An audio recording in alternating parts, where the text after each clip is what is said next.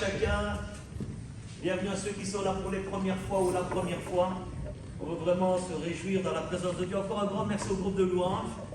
C'est vrai que ce n'est pas toujours évident de conduire l'Église dans la louange. Ce n'est pas toujours facile. Et je crois que la plus belle louange, ce n'est pas quand le groupe de louanges fait sa louange, mais c'est quand tous ensemble, nous faisons cette louange. Et voilà, je bénis Dieu pour ce temps qu'on passe ensemble.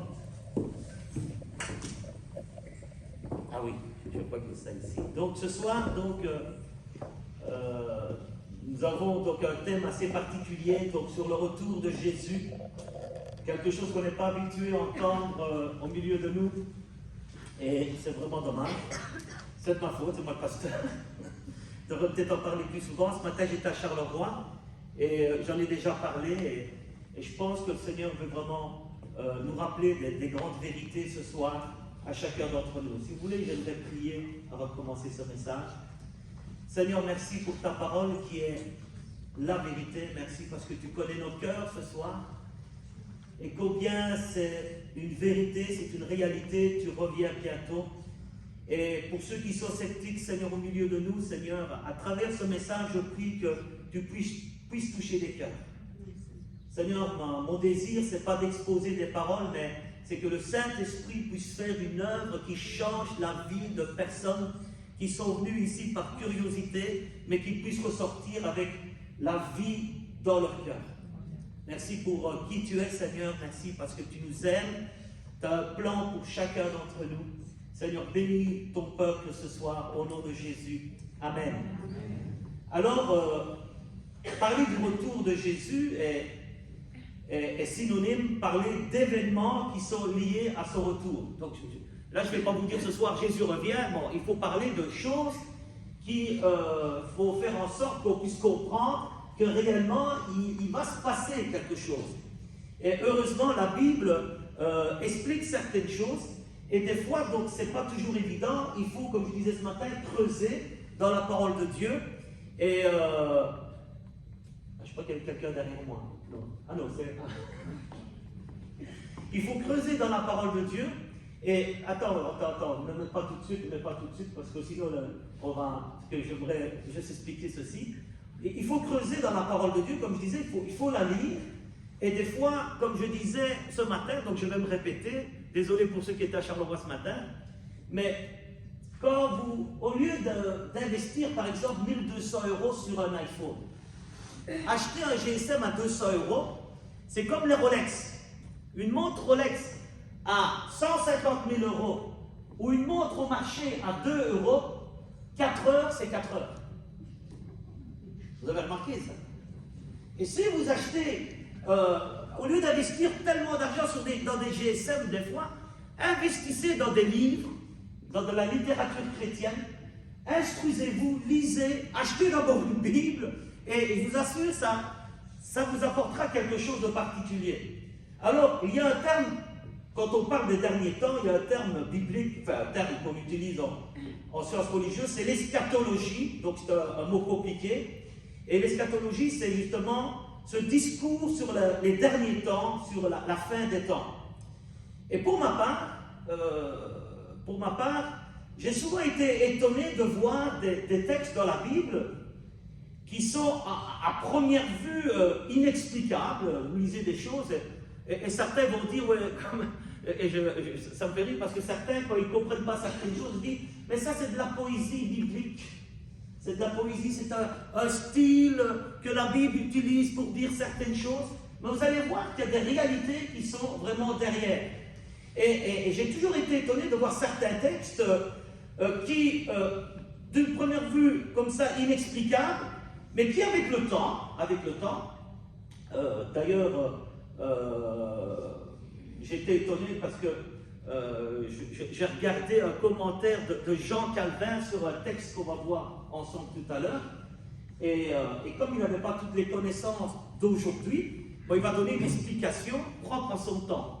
Mais quand on regarde avec ce qu'on voit aujourd'hui, donc avec le temps, donc l'avancée technologique, l'avancée scientifique, géologique, archéologique, et bien certains textes prennent vraiment du sens, quoi. Et on va voir ensemble quelques textes. Ça, c'est vraiment une introduction que je fais pour parler du pourquoi on doit parler des derniers temps. Alors, le premier exemple, tu peux le prendre, c'est un texte qui se trouve dans l'Apocalypse. Et j'ai souvent parlé, ceux qui me connaissent, qui ont grandi dans l'église avec moi ici à Anne, je l'ai souvent utilisé, ce texte, c'est un texte dans l'Apocalypse 16, 12, où il est dit, donc écoutez, je ne vais pas vous faire un cours sur les derniers temps. Ici, je vous prends des faits, on essaie de les expliquer pour arriver à une vérité. Le but, ce n'est pas que vous puissiez comprendre l'Apocalypse en un jour, c'est impossible. Il y a des gens qui ont écrit des tomes en 36 volumes, et encore, on n'a rien compris. Donc ici, ce texte, par exemple, c'est des choses qui m'ont intrigué, c'est des choses personnelles. Il est dit, le 6e ange versa sa coupe sur le grand fleuve, l'Euphrate, et le fleuve, ça s'échappe pour préparer la voie aux rois qui viennent de l'Orient. Et vous savez, quand moi je lis ça, j'ai 18-19 ans, quand je lis ça, je me dis, mais comment est-ce qu'il... On a tous dans nos Bibles des cartes géographiques avec l'Euphrate, le Tigre, ces deux grands fleuves. Mais comment ça peut s'assécher des grands fleuves comme ça? Et c'est des questions qui sont là. Et l'apôtre Jean, il écrit ce qu'il voit, il écrit ce que le Seigneur lui dit, il écrit. Et heureusement qu'il écrit en faisant confiance. Et regardez donc, avec l'avancée technologique, avec tout ce qu'on sait aujourd'hui, avec Internet, eh bien, je crois que c'est là que je dois aller. Ouais, ah oui, non, c'est normal. Je dois l'avancer. Voilà. Ça, ce que vous voyez là, l'image que je vous montre, c'est l'Euphrate. Et vous voyez que tout est sec. Et j'ai pris, vous pouvez vérifier partout sur Internet, en 2018, l'Irak a connu sa pire sécheresse depuis 8 ans. Un phénomène climatique aggravé par la construction de barrages en Turquie, pays en amont qui contrôle les sources du Tigre et de l'Euphrate. En fait, ici, ce qu'on est en train de voir, si c'était que la sécheresse, il n'y aurait pas eu un terrain sec comme ça où on peut marcher dessus. Mais combiné, et la Turquie, ça c'est connu, hein, maintenant c'est connu, mais du temps de Jean Calvin, il n'y avait pas tout ça. Donc, la Turquie est en train de construire plusieurs barrages sur l'Euphrate, et les barrages, plus le climat qui est très très chaud, fait en sorte que l'Euphrate est en train de s'assécher. Alors je vous pose une question pour ceux qui sont sceptiques. Je dis, comment est-ce qu'il pouvait savoir ça, l'apôtre Jean? Comment est-ce qu'il pouvait savoir ça? C'est quand même extraordinaire de voir qu'il y a des choses qui sont... Et ça, c'est des choses... Quand j'ai vu ça, je me suis dit, ah ok, maintenant je comprends, Seigneur. Dieu, les apôtres ont écrit des choses, des fois, et des fois ils ont écrit des choses sans comprendre. J'imagine l'apôtre Jean, ok Seigneur, je vais écrire ce que je vois, mais les gens n'avaient pas toute la connaissance que nous avons aujourd'hui. Et c'est quand même extraordinaire. Rien que ce premier point-là, des fois ça m'épate. J'ai dit, Seigneur, tu sais tout. Et donc, grâce à la technologie, aujourd'hui, on en arrive à ce point-là. Le deuxième point, qui m'a toujours intrigué, c'est la naissance d'Israël. Et Matthieu 24, 32, c'est Jésus qui parle. Matthieu 24, c'est justement un chapitre qui parle des derniers temps. Eh bien, il est dit, instruisez-vous, instruisez-vous. On va retenir ça. Instruisez-vous, instruisez-vous. Par une comparaison tirée du figuier. Et ici, il dit, dès que ces branches deviennent tendres et que les feuilles poussent, vous connaissez que l'été est proche. De même, quand vous verrez toutes ces choses, sachez que le Fils de l'homme est proche à la porte. Et ce texte, je vous l'explique très brièvement, parce que c'est pas, je ne veux pas rentrer dans faire des énigmes. Ici, on est en train de parler de la naissance du pays d'Israël. Et la naissance du pays d'Israël. Et le 14 mai 48, Ben Gurion proclame la naissance du pays d'Israël. Alors, moi, dans ma simplicité, quand je regarde que de la guerre 39 à 45, 6 millions de Juifs exterminés. 6 millions de Juifs exterminés. Un peuple mis à genoux. Et pourtant, en 48, la prophétie, et ici je vous prends le texte de Jésus, je n'ai pas voulu alourdir la prédication, il y a plein de textes dans l'Ancien Testament qui annoncent qu'un jour, Israël va devenir une nation.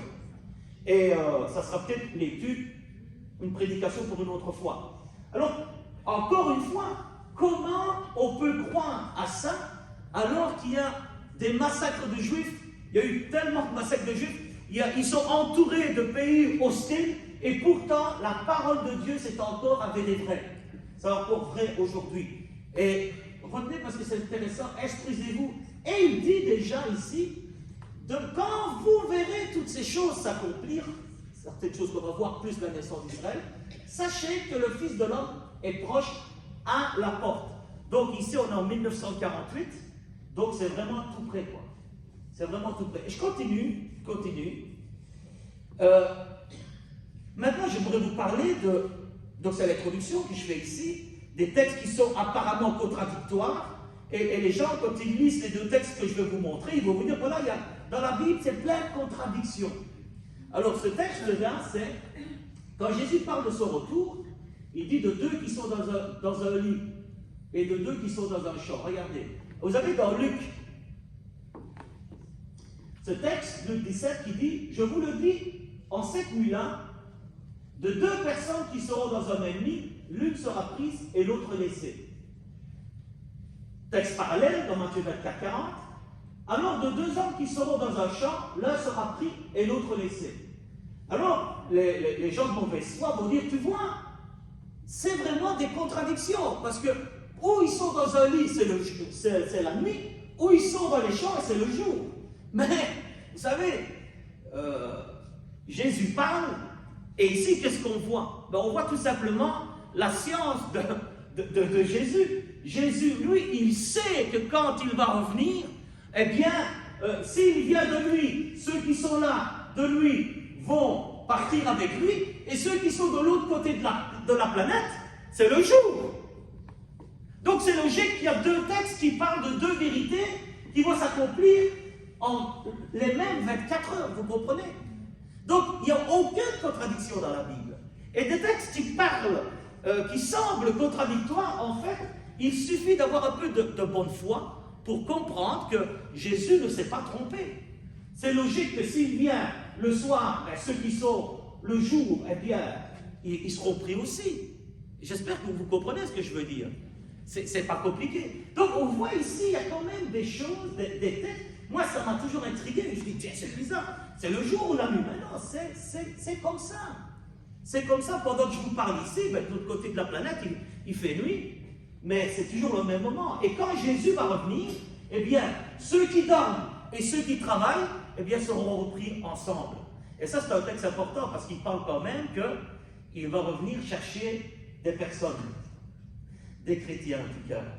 Alors, je continue, encore des textes, je vous prends mes petits dadas, hein, je vous dis tout de suite, je ne vais pas tourner autour du pot. Un autre texte, c'est Zacharie 14, 12, et encore une fois, donc, et Zacharie, c'est un livre très apocalyptique, vraiment qui donne des précisions, mais je vous mets l'eau à la bouche pour plus tard. Voici la plaie de l'Éternel frappera tous les peuples qui auront combattu contre Jérusalem. Et là, donc, c'est le retour en gloire de Jésus qui va revenir, parce que toutes les nations vont aller attaquer Israël. Mais je ne rentre pas dans les détails parce que ce sera un peu trop compliqué. Et voilà, ce qui m'intéresse, ce sont ces petits détails là. Il dit, leur chair tombera en pourriture tandis qu'ils seront sur leurs pieds, leurs yeux tomberont en pourriture dans leurs orbites, et leur langue tombera en pourriture dans leur bouche. Mais, que je sache, moi, du temps de Zacharie, c'est des flèches, c'est des lances, c'est peut-être des boules de feu, des catapultes, mais ici, on a vraiment, pourquoi? C'est quelque chose qui va se passer dans les derniers des derniers temps, là, on est vraiment à la fin, quoi, là. Et ici, la plaie fait penser à quoi? Aux effets dévastateurs de la bombe atomique. Comment est-ce qu'ils pouvaient savoir ça? Comment est-ce qu'ils pouvaient savoir? Et ce sont tous des détails comme ça qui me montrent que la Bible, c'est pas un livre, et j'aime bien quand le pasteur Carmelo le dit, et il a raison de le dire, la Bible, il faut qu'on nous l'explique aussi. C'est pas toujours... Il y a des gens qui ils prennent la Bible, bon, surtout des carabistous, ils font faire. Non! Demande des explications. Demande des explications. Alors, ça, c'est quelque chose qui m'a toujours étonné. Toujours étonné. Le suivant, c'est encore énigmatique. Regardez ce qu'il est dit. Et c'est encore Zacharie. Voici le jour de l'Éternel arrive. Toujours dans le même contexte là. Je rassemblerai toutes les nations pour qu'elles attaquent Jérusalem. Encore, là, je m'arrête là. Je dis toutes les nations qui attaquent Jérusalem. Quand vous regardez, frères et sœurs, chers amis, vous qui écoutez ce soir, il n'y a pas besoin d'être biblique pour savoir, et Seigneur, pardonne-moi de parler comme ça de Jérusalem, mais c'est pour qu'on comprenne. Il y en a, tout le monde en a marre de Jérusalem. Tout le monde en a marre. Et si vous regardez, même l'Europe devient anti-Israël. Les pays qui entourent Israël sont anti-Israël. Et bientôt, même les États-Unis vont être embêtés et vont devoir faire des alliances. Pourquoi? Parce que tout le monde va les laisser tomber. Les États-Unis, ils sont trop israélites. Et on voit ici vraiment encore une prophétie qui va se réaliser, que on le sent, je ne sais pas si vous le sentez, mais dans les médias, on sent que Jérusalem, Israël, c'est quelque chose qui... Et les gens, parlez avec des gens qui ne viennent pas à l'église. Ils vont dire, oh, ils sont palestiniens, tout le monde est pour la Palestine, ils ne savent pas pourquoi, mais tout le monde est pour le conflit. Bon, je ne vais pas rentrer dans les détails. Hein. Et regardez ici, donc c'est vraiment intéressant. Il dit, l'Éternel paraîtra, il combattra ces nations comme il combat au jour de la bataille. Alors, regardez ce qu'elle dit. Vraiment, c'est dingue, c'est dingue. Pardonnez-moi mon enthousiasme. J'en prends pour moi et pour vous un peu d'enthousiasme, c'est deux pas. Il dit, ses pieds, donc il parle du Seigneur, ses pieds se poseront en ce jour sur la montagne des Oliviers, qui est vis-à-vis de Jérusalem du côté de l'Orient. La montagne des Oliviers, je l'ai mis en gras. La montagne des Oliviers se fendra par le milieu, à l'Orient et à l'Occident. Il se formera une grande vallée. Une moitié de la montagne reculera vers le septentrion, une moitié vers le midi. Alors on dit, mais oh, attends, comment une montagne un peu... Dieu, il vient pas, fait comme ça, et la montagne se coupe en deux. Vous comprenez? Des fois, on se dit, mais comment c'est possible? Alors je relis ce que j'ai dit. Avec le temps, l'avancée technologique, scientifique, géologique, archéologique, sismique, et voilà, j'ai donné la réponse. Et ça, c'est la montagne du mont des Oliviers. Il y en a qui ont été, donc vous reconnaissez. Je vois Carmelo, là. Tu étais sur la photo, Carmelo, quand tu étais là. Je t'ai reconnu, hein. Alors, regardez, donc ça, voilà, le Seigneur va poser ses pieds. Et regardez, j'ai pris un commentaire, quelque chose de simple. Longtemps, cette parole de l'Écriture parut énigmatique, jusqu'à ce que l'on découvre quoi? Une faille géologique passant sous le mont des Oliviers. Si vous ne croyez pas, vous allez sur Internet, vous allez vérifier. Le pays d'Israël a déjà été sujet à des tremblements de terre, dont certains de magnitude 7 sur l'échelle de Richter. Il est donc fort probable que cette prophétie trouve son accomplissement lors d'un violent tremblement de terre qui transformera la topologie actuelle des lieux tels que nous la connaissons aujourd'hui.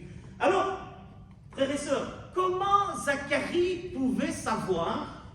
Il avait certainement, il n'avait rien comme instrument. Comment il pouvait savoir que justement, là, et je ne rentre pas dans tous les détails, parce que c'est encore plus beau, mais je n'ai pas le temps. Comment ça se fait que juste là, que Dieu va poser son pied, qu'il va y avoir, la montagne va se couper en deux? Il ne le savait pas. Encore une fois, on a encore des preuves que la Bible, c'est un livre qui est surnaturel. La Bible, c'est un livre qui nous dépasse, mais quand on prend la peine de l'étudier, de chercher, on commence à comprendre certaines vérités. Ça, c'était l'introduction, pour faire comprendre que la Bible, c'est un livre qui nous parle, et tous les textes que je vous ai pris, eh bien, ce sont des textes qui sont, je vais dire, relatifs à la fin des temps. Alors, un autre point que je voudrais terminer avec cette introduction, c'est Matthieu 24 dit ceci, et c'est les disciples, et je pense que certains sont venus ici, on voudrait savoir c'est quand la fin du monde. Je vous donne la date à la fin, mais il faut rester jusqu'au bout. Hein. Non mais ne le dites à personne, c'est entre nous. Hein. Et il leur dit, donc les disciples ils viennent, Jésus, c'est quand ça va se passer? Il leur dit, vous voyez tout cela, je vous le dis en vérité, il ne restera pas ici pierre sur pierre, tout sera détruit. Jésus dit ça, et en l'an 70, Titus et son armée arrivent et paf, tout est détruit. Comme ça, vous savez l'histoire. Il s'assit sur le mont des Oliviers, encore une fois. Les disciples vinrent en privé, lui posaient cette question. Dis-nous quand cela arrivera, et quel sera le signe de ton retour et de la fin du monde? Jésus leur répondit. Écoutez, écoutez, parce que ça vaut vraiment la peine d'être... Tout ce que j'ai dit est intéressant. Enfin, j'espère, mais ici, c'est une mise en garde. Parce que quelque part, on est impliqué. Jésus répond, faites bien attention que personne ne vous égare ou ne vous séduise. En effet, beaucoup viendront sous mon nom et diront, c'est moi qui suis le Messie. Et ils tromperont beaucoup de gens. Alors, si vous voulez savoir pourquoi il y a beaucoup de religions, pourquoi il y a beaucoup de sectes, etc., ben, Jésus l'avait dit quoi? Jésus l'avait dit. Et regardez, faux prophète, faux enseignant, faux Messie. Et comprenez bien ceci ce soir. Il faut, et ça c'est vraiment ce qui va se passer, il faut une religion où on peut parler de Jésus. J'ai oublié de corriger les fautes, c'était lancé ce matin, des majuscules. Mais pas du Jésus des évangiles. Ça, vous avez un spécialiste là, Carmelo, qui peut, il nous a donné déjà des formations, et le jour où il y aura encore des autres formations, venez écouter, ça vaut vraiment la peine. Regardez, ce n'est pas le Jésus des évangiles, mort pour nos péchés et ressuscité pour notre justice. Pas d'un Jésus qui revient, ce n'est pas ce Jésus-là que vous allez entendre. En Occident, des forces antichrétiennes agressives, se qualifiant elles-mêmes de libérales, se lèvent, des milliers d'églises niant la puissance de Dieu. Et aujourd'hui, vous avez même des églises qui se disent chrétiennes, qui ne croient même pas en Dieu.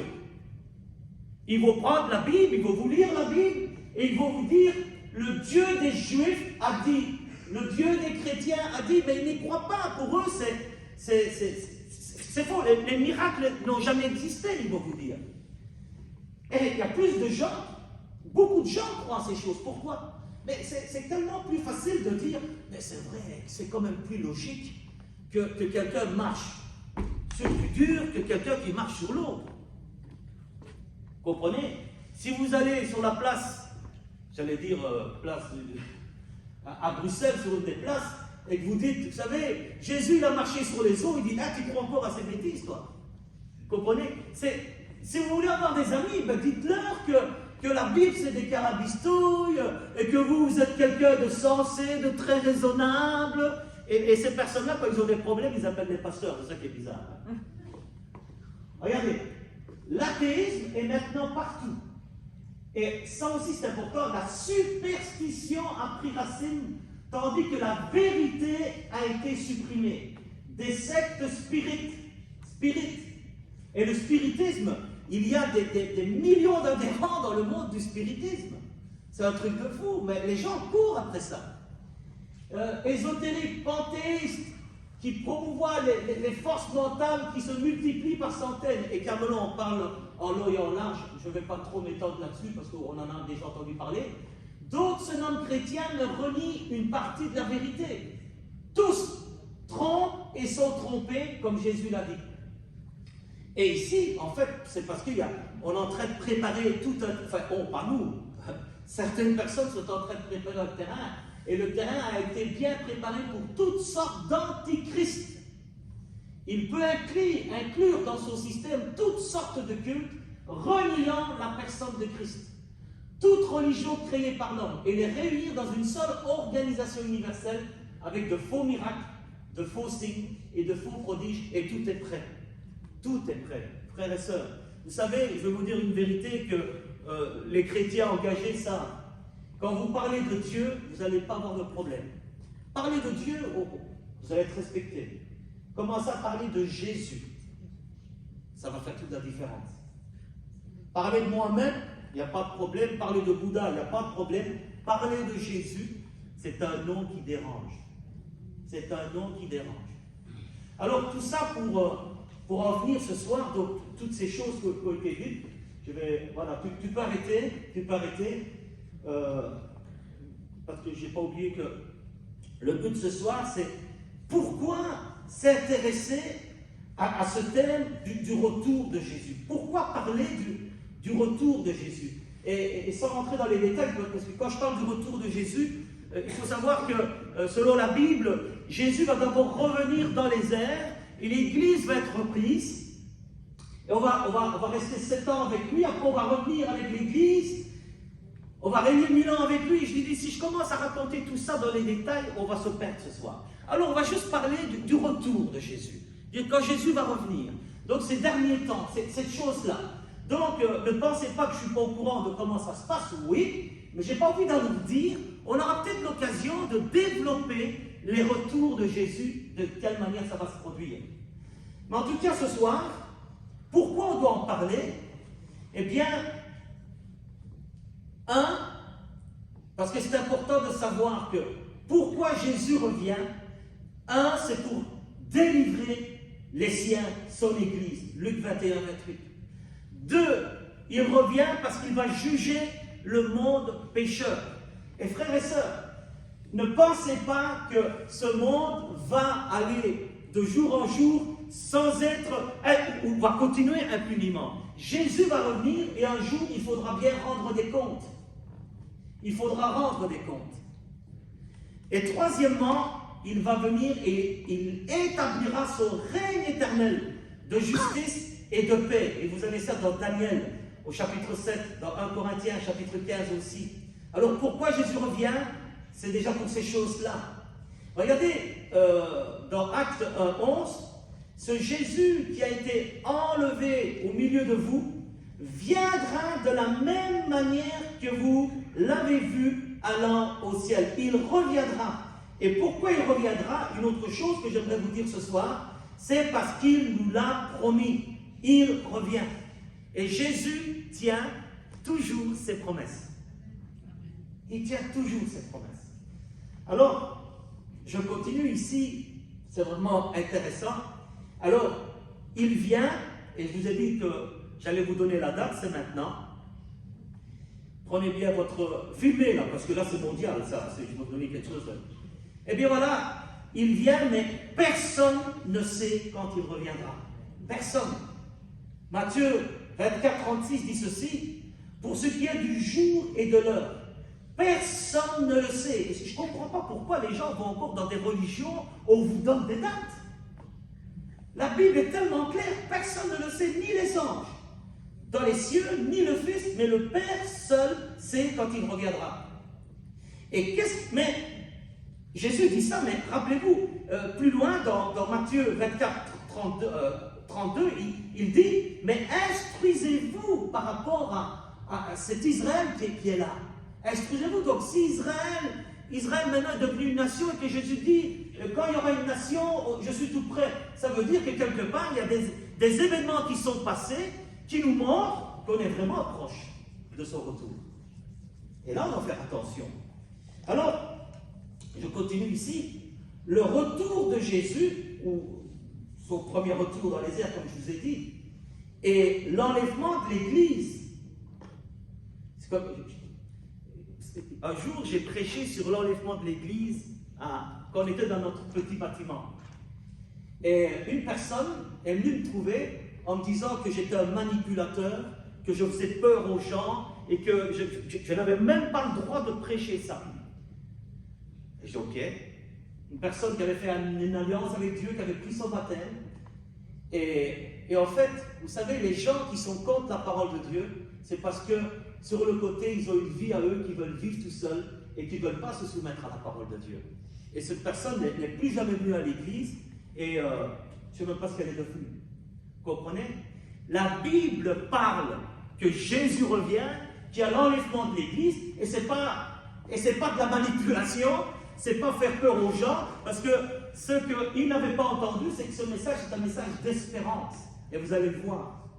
Regardez, il y a dans la Bible de nombreux textes, que ce soit dans l'Ancien Testament ou dans le Nouveau Testament, et il paraît qu'il y a 1527 versets dans l'Ancien Testament, vous avez bien entendu, 1527 versets dans l'Ancien Testament et 319 dans le Nouveau Testament qui parlent du retour de Jésus, qui parlent des derniers temps. Et alors vous avez l'Apocalypse, Zacharie, Daniel, Matthieu, Luc, Marc, Thessaloniciens, Romains et tellement d'autres textes. La Bible parle énormément de son retour. Qui je suis pour dire non, je ne peux pas en parler? Il n'y a qu'un verset, je ne peux pas en parler. Non, il y a tellement de versets dans la Bible qui parlent de son retour. Ce soir, c'est vraiment une belle introduction que j'aimerais faire pour qu'on puisse comprendre qu'il y a des choses qui sont en train de se passer devant nos yeux. On a vu c'est vraiment une petite partie que je vous ai montré ce soir. Et que Jésus va revenir. Alors, pour le moment, pour l'heure actuelle, je vais dire, et ce n'est pas une erreur de dire ça, on est rentré dans ce que nous a écrit l'apôtre Paul il y a 2000 ans, dans 2 Timothée 3:1, où il est dit « Sache que dans les derniers jours, il y aura des temps difficiles. » Et c'est vraiment intéressant. Il dit « Dans les derniers jours, il y aura des temps difficiles. » Et vous allez me dire « Oui, mais il y a toujours eu des temps difficiles. » Alors, regardez ce qu'il est dit. « Car les hommes seront égoïstes, amis de l'argent, vantards, orgueilleux, blasphémateurs, rebelles à leurs parents. » Il y a encore une génération, quand tu disais un mot de travers à ta mère ou à ton père, c'était pas la main qui partait, c'était la cuillère en bois. Il y en a qui ont connu ça, la cuillère en bois. C'est que la cuillère en bois. Maintenant, c'est tu parles comme ça à ta mère, et il faut que ta mère te dise merci, merci. Oui, t'as raison, chérie, t'as raison, chérie. Qu'est-ce que tu veux? Un iPhone 24 maintenant? Il va venir, ne vous tracassez pas. Si Jésus ne revient pas, on sera même à l'iPhone 24. Alors, regardez, et ici donc, traître, oh là là, traître, et il y en a beaucoup des traîtres, emportés, aveuglés par l'orgueil, amis du plaisir plutôt que de Dieu, ils auront l'apparence de la piété, donc, mais renieront ceux qui ont fait la force. Et la Bible dit, éloigne-toi de ces gens-là. Pourquoi? Parce que ceux qui ont l'apparence de la piété, donc ça peut être même des chrétiens. Ça peut être des gens qui viennent à l'église. Et c'est pour ça que vous qui venez à l'église pour la première ou la première fois, ne dites pas, lui il est là, moi je ne viens pas. Je m'explique. Des fois, on vient à l'église, il y en a, et vous connaissez quelqu'un, que c'est vraiment un tordu. Écoutez, dans l'église, il y a de tout. Il y a de tout. Mais il y a aussi des vrais chrétiens. Il y a aussi des vrais chrétiens. Et ce qui m'a intéressé dans ce texte, c'est ce mot difficile. Il y aura des temps difficiles. Parce qu'on va dire qu'il y a toujours eu ça. Mais regardez ce mot difficile, j'ai une définition. Ce terme difficile signifie que nous sommes passés du haut vers le bas. C'est aussi qu'on a desserré quelque chose, qu'on a relâché. On a relâché quelque chose. Et si vous regardez bien, c'est vraiment vrai, la Bible est vraie. Aujourd'hui, on est vraiment passé de standards de vie à une manière de vie tellement basse. Tellement basse. Il n'y a plus de respect pour rien. Il n'y a plus de respect pour rien. Et quand il dit on a desserré, eh bien, combien de parents aujourd'hui ont desserré, quoi? Ils n'arrivent plus à éduquer leurs enfants, tout est permis. Ou aussi, quand on dit on a relâché, c'est vraiment les gens, frères et sœurs, je pense qu'on ne peut même pas imaginer, les drames qui se vivent dans certains endroits. Je pense qu'on ne peut même pas réaliser les drames qui se vivent. Et tout est lié à ça. On parle d'argent, on parle de traîtres, de calomniateurs, de gens insensibles. C'est vraiment quelque chose de dur. Alors nous ne vivons pas à 100% ces choses-là, mais maintenant vraiment ça a été relâché, c'est du 1000%. Et frères et sœurs, et ici je donne déjà une réponse, la plus belle chose qui puisse nous arriver pour échapper à cette génération de malades, c'est que Jésus puisse revenir le plus vite possible. C'est que Jésus puisse revenir le plus vite possible. Ne dites pas comme certains m'ont dit, moi je ne veux pas que Jésus revienne maintenant parce que moi je veux me marier, je veux des enfants. Et comme je dis, écoute, même, tu sais, tu peux avoir la plus belle femme du monde, les plus beaux enfants du monde, mais Jésus c'est 1 million de fois plus.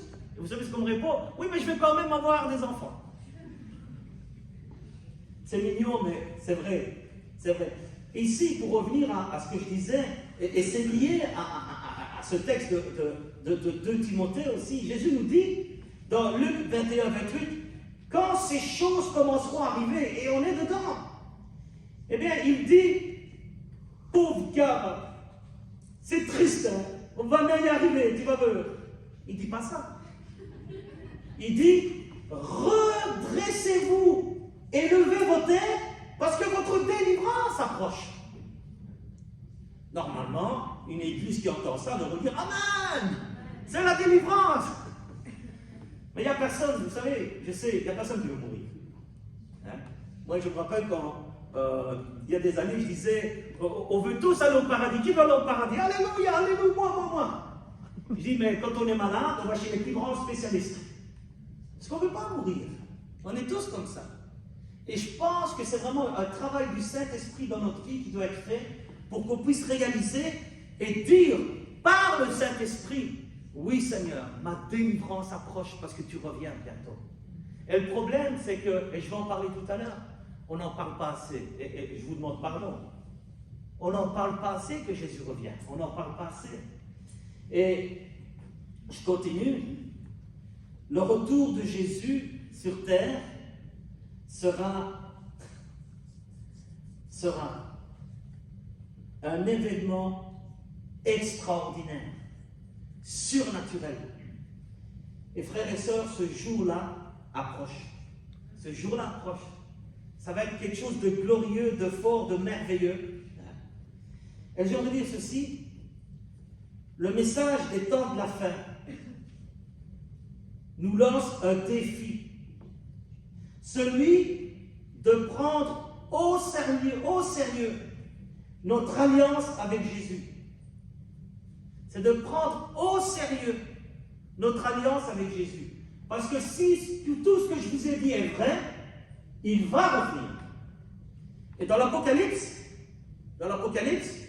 au chapitre 1, les 3 premiers versets, il est dit comme ça, je crois que ce qui m'intéresse ici, juste là, heureux ceux qui lisent. Et comme je disais ce matin, heureux ceux qui lisent les paroles de la prophétie et toute la Bible. Le souci, c'est quoi? C'est qu'aujourd'hui, beaucoup de chrétiens ne lisent pas la Bible. Beaucoup de personnes ne lisent pas la Bible. Et quand on ne lit pas la Bible, ben, il y a un souci. Et je prends l'exemple que j'ai dit ce matin et que j'ai déjà dit. J'essaie de vous faire un électrochoc pour ceux qui ne lisent jamais la Bible. C'est que si tu as une fiancée et que tu lui écris des lettres, et tu sais, et toi tu es loin, tu es dans un pays pour des affaires, hein, pour voir des cacahuètes sur la côte d'Azur, hein, comme ça on ne prend pas des exemples connus, et ta fiancée elle est au pôle Nord, et toi tu lui envoies des lettres, tu lui envoies plein de lettres, mon amour, je t'aime, j'ai envie de venir, et tu sais bientôt je vais venir, et etc. Et tu envoies plein de lettres. Et un jour, donc toi tu la rencontres, et tu lui dis, Caroline, oh, toutes ces lettres que je t'ai envoyées. Alors, pour faire bien, il a envoyé 66 lettres. C'est beaucoup, hein? 66 lettres. Et Caroline, toutes ces lettres que je t'ai écrites, j'espère que tu as vu combien je t'aimais, hein? Oui. Tu les as lues? Mais non, moi j'étais au pôle Nord, je n'avais pas que ça à faire, hein? T'as pas lu mes lettres? Mais non, j'étais occupé. Et tu sais, il fallait venir manger aux enfants, il fallait aller chercher la neige, la faire fondre, et après il fallait faire du feu, mais il fallait pas que tout fonde. T'as pas eu le temps, non? Mais Caroline, je t'aime. Ah oui, je te crois, hein? Mais comment tu veux, toi, Arthur, dire elle m'aime cette fille-là, elle n'a même pas lu une seule lettre. Même pas une, quoi. Est-ce que toi, tu as écrit des lettres à ta fiancée? Est-ce que tu voudrais d'une fille qui n'a même pas lu une lettre que toi, tu as mis des heures à écrire, quoi? Dieu nous a envoyé, pas 66 lettres, 66 livres. La Bible. 66 livres. Alors, je me pose une question ce soir. C'est pas un jugement que je donne, c'est pour vous faire réfléchir. La foi vient de ce que l'on entend, et ce qu'on entend vient de la parole de Dieu. C'est écrit dans la Bible. Est-ce que tu penses que Jésus va venir reprendre des gens qui avaient une Bible quelque part et qui n'ont jamais lu? Parce qu'une preuve d'amour, c'est de lire les lettres qu'on nous envoie. Comprenez? Je ne dis pas qu'on n'est pas sauvé, hein. Je n'ai pas dit ça, on n'est pas sauvé par les œuvres. Mais quelque part, il y a... Et c'est ce que j'essaie de vous faire comprendre quand le message des temps de la fin nous lance un défi, celui de prendre au sérieux notre alliance avec Jésus. Et ça doit être un retour à la consécration, un retour à la sanctification, à la repentance. C'est dire, Seigneur, je te demande pardon, parce que quelque part, moi je vivais ma vie comme si tu n'allais jamais revenir. Mais aussi à l'obéissance de la volonté de Dieu. Et j'insiste là-dessus. Si Dieu t'a parlé, qu'il t'a demandé de faire des choses, obéis-lui, tu seras dans le bon.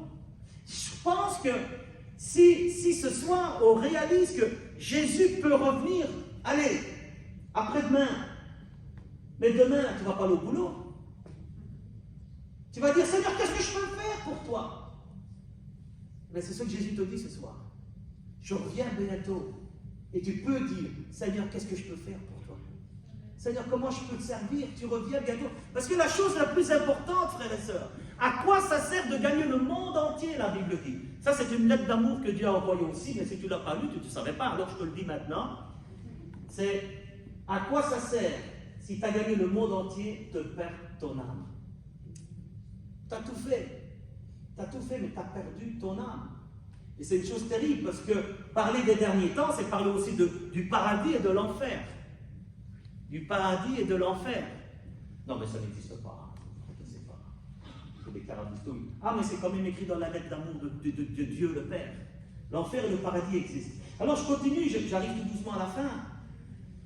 Cette préparation, donc ce retour à Jésus, doit se faire ici et maintenant. Pourquoi? Parce qu'à l'heure de ce retour, ce ne sera pas possible. Ça va tellement aller vite quand Jésus revient, on va t'enlever, que pas possible. C'est maintenant. C'est pour ça que la Bible dit dans Hébreux, aujourd'hui, si vous entendez sa voix, n'endurcissez pas votre cœur. Et ne faites pas comme certaines personnes qui disent, ouais, moi, ça fait pas trop longtemps que je viens, il faut que je réfléchisse. Non! Tu as une Bible, lis-la, et regarde si tout ce que je t'ai dit c'est vrai, si c'est dans la Bible. Alors le message du retour de Jésus, c'est un message d'espérance. Pour qui? Pour le chrétien. Pourquoi? Le chrétien, lui, il sait ça. Il a lu ces lettres. Il sait que Jésus revient. Et c'est un message d'espérance. Alléluia. Et le message de l'enlèvement de l'Église ou du retour du Seigneur ou des derniers temps, eh bien, c'est une très bonne nouvelle, frères et sœurs. C'est une très bonne nouvelle. Je ne vous annonce pas des funérailles, là. Je vous annonce les noces de l'agneau. Je vous annonce qu'il va y avoir un mariage qui va se faire dans le ciel. Et regardez ceci. C'est une consolation qui doit nous communiquer un immense espoir pour nous tous qui attendons son avènement. Il revient. J'espère que ça... Waouh! Merci Paulo de me l'avoir rappelé parce que je suis en train de souffrir dans ce monde, mais Jésus revient. Jésus revient. Mais il faut que cette espérance, frères et sœurs, elle reste vivante dans nos cœurs. Il faut qu'elle reste vivante dans nos cœurs. Je laisse ça avec nous, je l'ai dit à Charleroi aussi, donc je veux le dire ici aussi, parce que peut-être qu'il faut vous le dire, donc je vous le dis moi. Moi, chaque matin, quand je me lève, je ne dis pas à Jésus, tu reviens. Je suis sincère avec vous. Mais il revient. Et ce message m'interpelle et il dit, peut-être pendant que tu devrais y penser un peu plus souvent.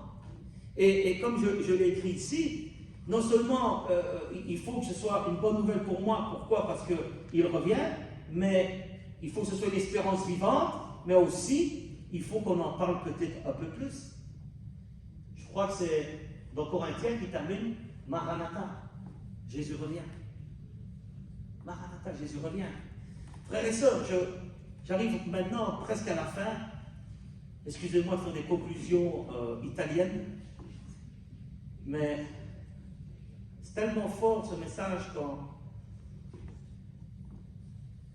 comme je disais tout à l'heure, il faut que ce soit une espérance vivante dans notre cœur, mais le problème, et c'est peut-être une des raisons pour laquelle on doit en parler, trop de chrétiens